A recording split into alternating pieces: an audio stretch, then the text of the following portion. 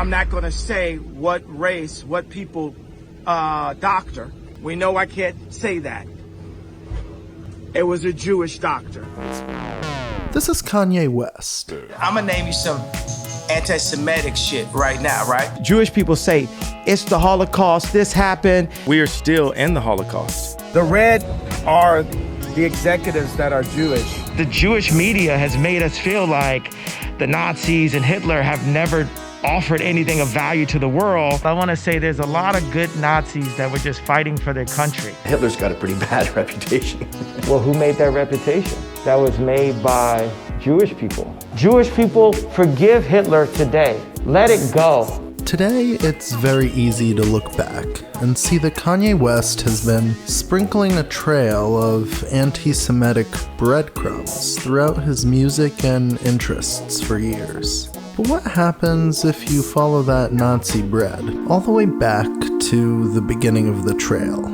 Well, in June of 1977, Kanye West was born. And at the exact same time, in his childhood home of Chicago, a different group of Nazis were making their own sort of public declaration. The members of the American Socialist White People's Party, an organization of decent, law-abiding white folk, sacred and invincible. Hey, what's going on?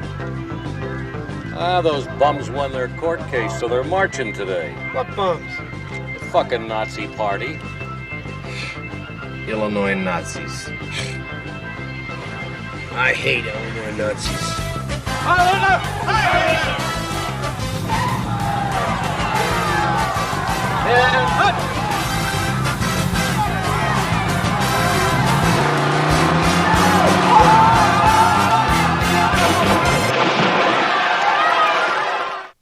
Overwhelming majority of the American people believe that America is a white man's country and should be preserved as such. Final solution to the Jewish question is exposing them. I think Adolf Hitler was the greatest white man of all time. This is Frank Collin.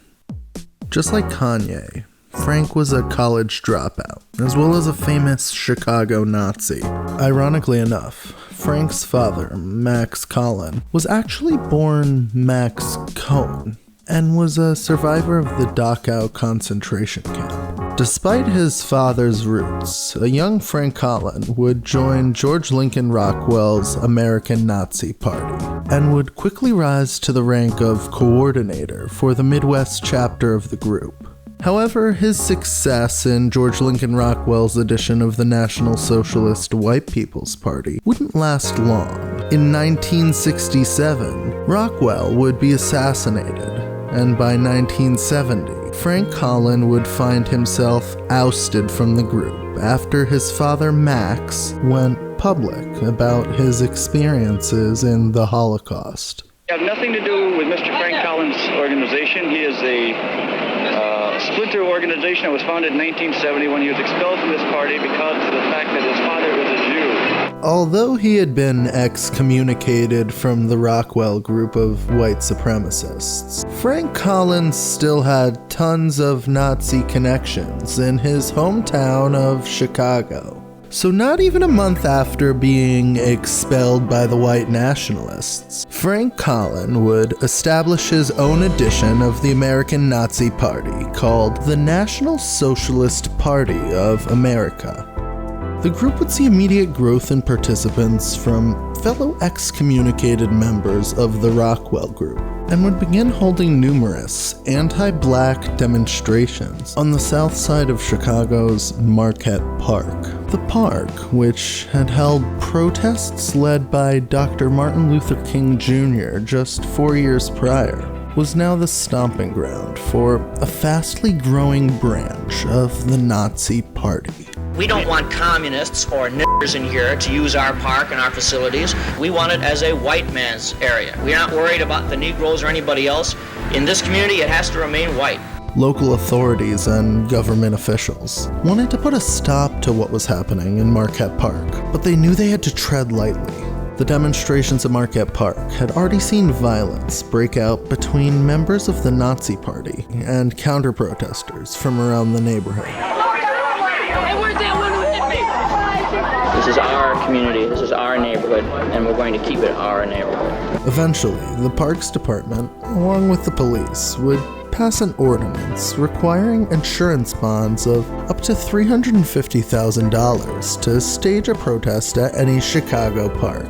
This would put an immediate stop to all Nazi organizing happening at Marquette Park and would lead Frank Collin to file his first lawsuit against the city via the ACLU. We got our rights secured now pretty good.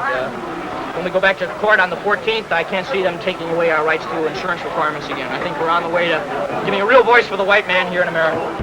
While Frank Collin waited for his case to proceed with the city of Chicago, he would also reach out to many of Chicago's surrounding cities and suburbs in order to secure a new location for marches and other Nazi demonstrations. Most of the suburbs who received Frank Collin's request would simply ignore the letter, all except for the village of Skokie. See, back in 1977, Skokie had a large community of Jewish people living there, and among them, almost 7,000 that were survivors of the Holocaust. It was these members of the community, many whom broke 30-year silences on their experiences, that spoke up to the mayor and village council against allowing Nazis to march in Skokie. So it was decided there would be no Nazis allowed in Skokie either. If a Nazi marches here in Skokie, you can believe me, I will be there. I will be there with baseball bats, with a gun, with anything. I will be in Skokie with the Nazis on march.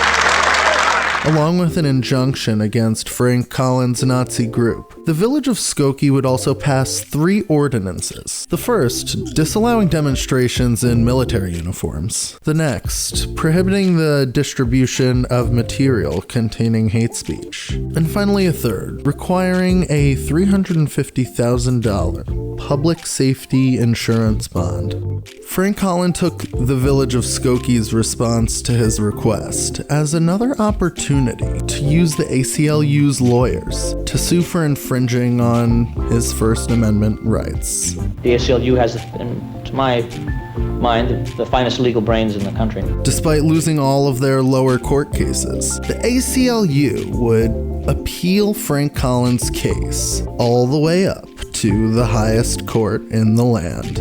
I use the hysteria of the Jewish community in Skokie especially to propel the issue of First Amendment rights for National Socialists. In marching into Skokie, we not only put pressure on the idea of First Amendment rights for National Socialists, but we also help to identify those people who are preventing us from being heard by the masses of white people. While all of the court proceeding was happening, the Rockwell Nazis, now headed by Max Cole, began attacking Frank Collin and his father's Jewish roots in their White Power newsletter. Although Frank insisted that the accusations against him in White Power magazine were lies, many Nazis, especially the ones close to him, would begin to distance themselves from the man who seemed to be having a rather public undoing. If you're not willing to kill, if you're not willing to shoot somebody for your ideals, you don't really believe in it.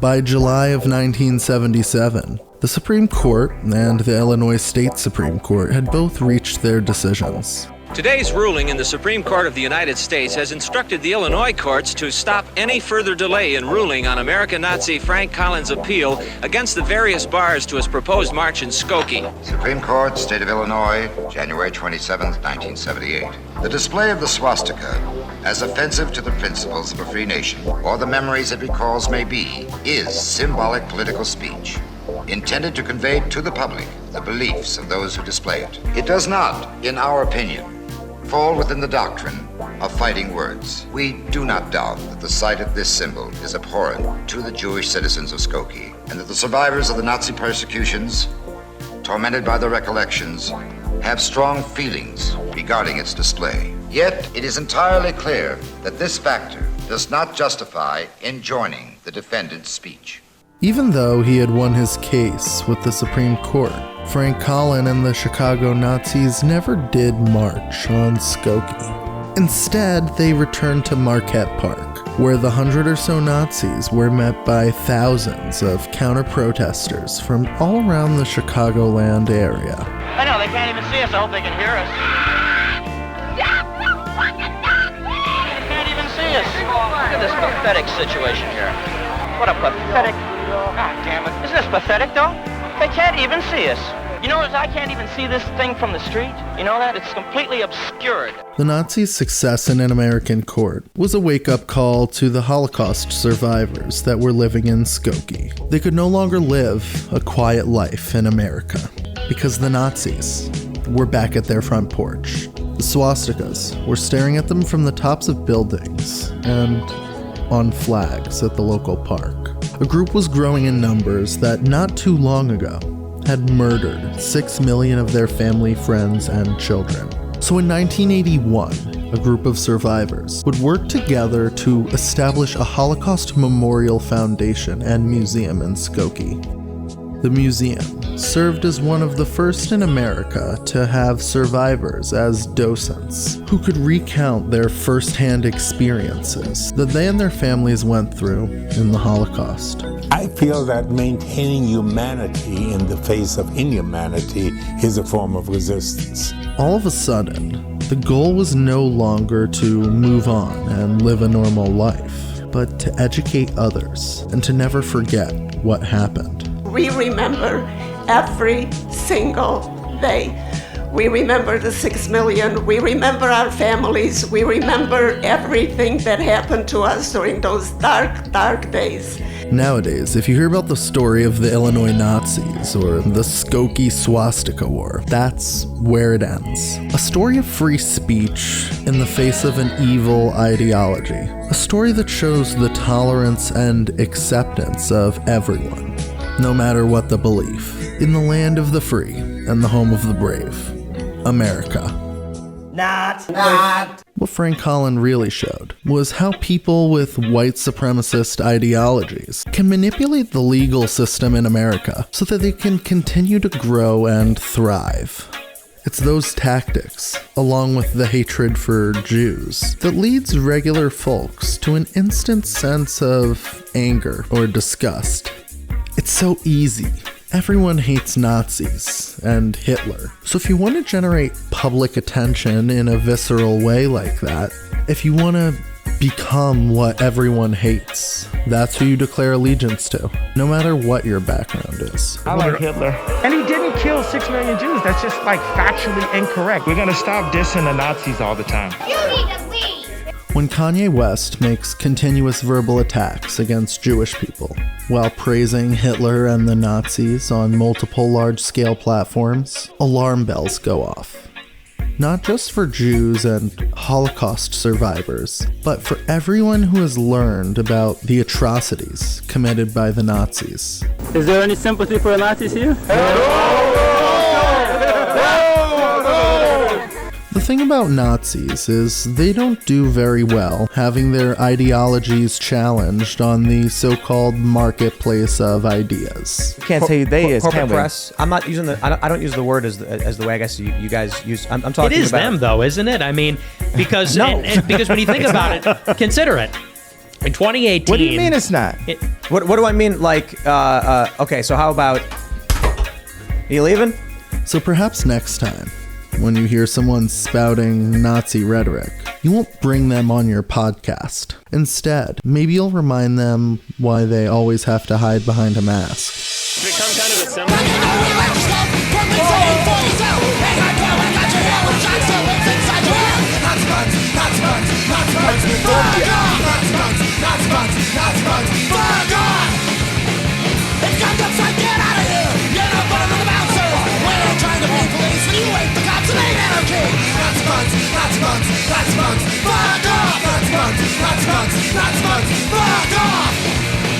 You're the first to go, you're the first to go, you're the first to go.